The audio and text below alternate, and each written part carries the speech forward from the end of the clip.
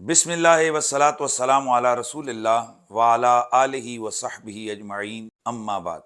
नूर की सरकार से पाया दोशाला नूर का, हो मुबारक तुझको जुन्नूरैन जोड़ा नूर का। जामिउल कुरान वल फुरकान, शहीदो मजलूम मदीना, दामाद पैगम्बर, जुन्नूरैन, जू हिजरतैन, हज़रत सैयदना उस्मान इब्न अफ़्फ़ान रदियल्लाहु ताला अन्हो, मेरे नबी पाक सल्लल्लाहु ताला अलैहि वाली वसल्लम के जलीलुल कद्र सहाबी हैं, खलीफा राशिद हैं और कतई जन्नती हैं। आपको बेशुमार फ़ज़ाइल और अज़मतें बारगाहे रब्बुल इज़्ज़त से और बारगाहे रिसालत मआब से अता की गई। बदर के मुजाहिदों में आपका नाम है, मुहाजिरीन में बल्कि ज़ू हिजरतैन हैं आप, अल अव्वलून में आप हैं, अस्साबिकून में आप हैं, ओहद वालों में आप शामिल हैं, खैबर और खंदक वालों में आप शामिल हैं। अल गर्ज मेरे नबी पाक सल्लल्लाहु अलैहि वसल्लम का ऐसा अजीमुल मर्तबत सहाबी हज़रत सैयदना उस्मान कि मेरे नबी ने 10 से ज्यादा मर्तबा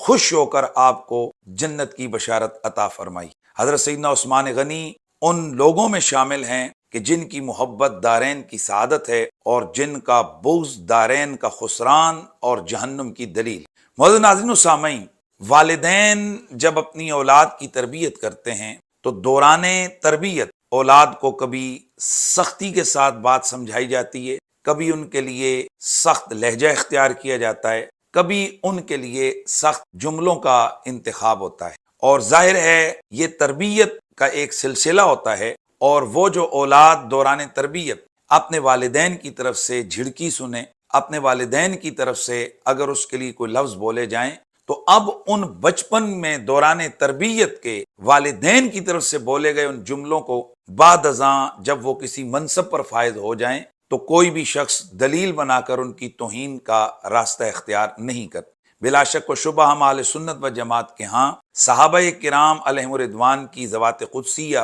मासूम अनिल खता नहीं है। रसूलुल्लाह सल्लल्लाहु अलैहि वसल्लम ने इनकी तरबियत फरमाई, कदम कदम पर रहनुमाई फरमाई। बतकाज़े बशरियत अगर सहाबाए किराम अलैहिम रिदवान से कहीं किसी किस्म की कोई लग़ज़िश वाक़या हुई तो रसूलुल्लाह सल्लल्लाहु अलैहि वसल्लम ने अपने अंदाज़े करम के साथ और अल्लाह वाहदहू ला शरीक ने अपनी शान रबूबियत और शान अज़मत के साथ इनकी रहनुमाई फरमाई। और ये हकीकत है कि सहाबा छोटे हैं, रसूलुल्लाह बड़े हैं और अल्लाह सबसे बड़ा है। अब अल्लाह और उसके रसूल की तरफ से सहाबा को दौरान तरबियत अगर किसी मामले पर रहनुमाई के दौरान किसी किस्म का कोई अंदाज जिसे बज़ाहिर सख्ती महसूस किया जा रहा हो या ऐसे जुमले के जो बज़ाहिर आम सुनने वाले कानों को वो सख्त महसूस हो रहे हों तो ये दयानत और ये अक्लमंदी का तकाजा है कि हम इस बात को समझें कि वो अल्लाह और उसके रसूल की तरफ से इस्तेमाल किए गए जुमले या अल्लाह और उसके रसूल की तरफ से जो बाज़ मकामात पर सहाबा किराम की तंबीहात फरमाई गई उनको लेकर हम में से किसी का कोई हक नहीं है कि हम नबी अलैहिस्सलाम के सहाबा पर ज़ुबानें तान दराज करें या हम रसूलुल्लाह सल्लल्लाहु अलैहि वसल्लम के सहाबा की शानों को घटाएं या किसी वाले से उनको डिग्रेड करें। अगर अल्लाह और उसके रसूल की तरफ से जो बाज़ मवाक़े पर तरबियत के दौरान अगर कोई अंदाज जो कि तंबीह के लिए ज़रूरी था वो इख्तियार किया भी गया तो वो रब और बंदे या नबी और उनके सहाबा का मामला है। हम जैसे निकम्मों की कोई हैसियत नहीं है कि हम उन जुमलों को अपना मुस्तदल बनाकर सहाबा की बारगाह की तौहीन का इर्तिकाब कर बैठे। मौजूद नाज़रीन व सामीन, हालिया दिनों में हमारे एंकर पर्सन दोस्त हैं जनाब अवैस रब्बानी साहब, उनकी ज़ेर निगरानी एक मुनाजरे या इल्मी मुकालमा कह लें, इल्मी टाकरा कह लें, उसका इनेकाद उनके यूट्यूब चैनल पर हुआ और ये मुबासा और मुकालमा अफजलियत के मौजू पर था कि अफजल कौन है, हज़रत सैयदना अबू बकर सिद्दीक़ रज़ियल्लाहु ताला अन्हो आप अफजल हैं या कि हज़रत सैयदना मौला कायनात मौला अली पाक करमल्लाहु ताला वजुल करीम अफजल।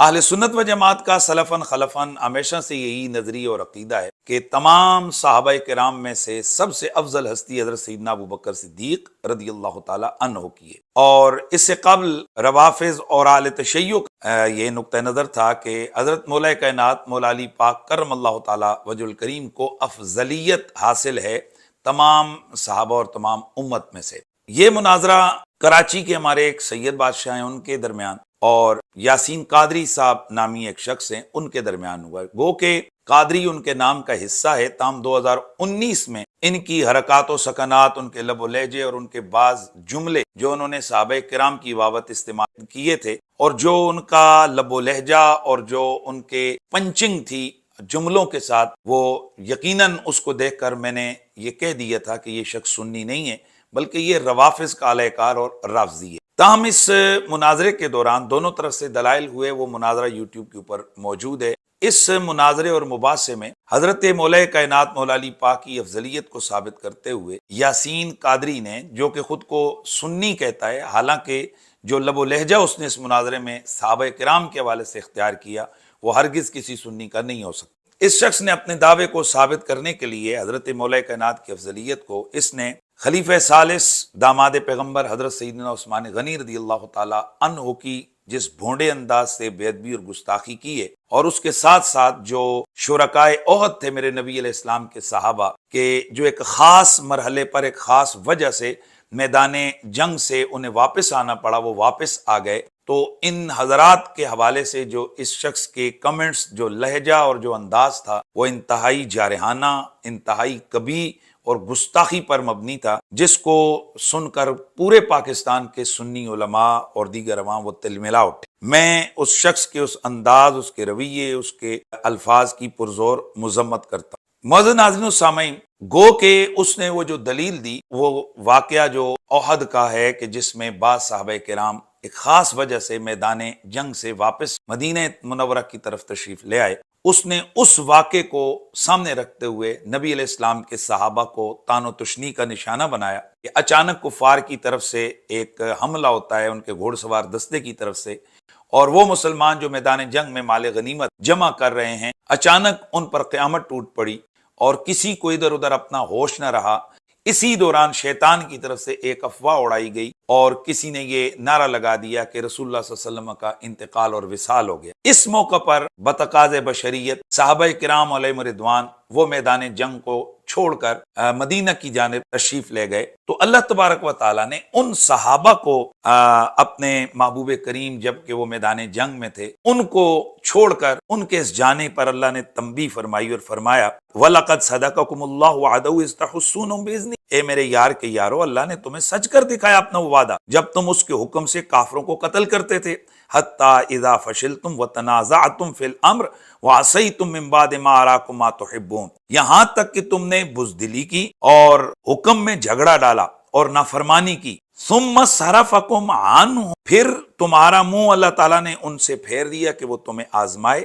وَلَقَدْ عَفَا عَنْكُمْ وَاللَّهُ ذُو فَضْلٍ عَلَى الْمُؤْمِنِينَ، اور البتہ تحقیق یہ پکی بات ہے کہ عفا عنکم، اللہ تبارک و تعالیٰ نے تمہیں معاف فرما دیا، اور اللہ تعالیٰ مسلمانوں پر، مومنوں پر بڑا فضل کرنے والا ہے۔ آگے فرمایا اذ تسعدون ولا تلوون علی احد والرسول یدعوکم فی اخراکم، ہاں ترجمہ جو کنز الایمان میں ہے وہ ہے کہ جب تم منہ اٹھائے چلے جاتے تھے، ولا تلوون علی احد والرسول یدعوکم فی اخراکم، اور پیٹ پھیر کر کسی کو نہ دیکھتے اور دوسری جماعت میں ہمارے رسول تمہیں پکار رہے تھے۔ تو یہ بنیادی طور پر وہ واقعہ ہے جو قرآن مجید کے اندر ہے۔ اس کو کوٹ کر کے اس رافضی شخص نے نبی علیہ السلام کے صحابہ کے لیے ایسا بھونڈا انداز اختیار کیا کہ جو میں یہاں دوبارہ اس گستاخی کے جملوں کو بیان نہیں کر سکتا۔ اس کو لے کر سوشل میڈیا پر اس وقت بہت سارے لوگ کہہ رہے ہیں جی کہ اس نے کیا گستاخی کی ہے، اس نے تو قرآن مجید کی آیات کو کوٹ کیا ہے۔ تو میں ان کے لیے یہ کہوں گا کہ قرآن مجید میں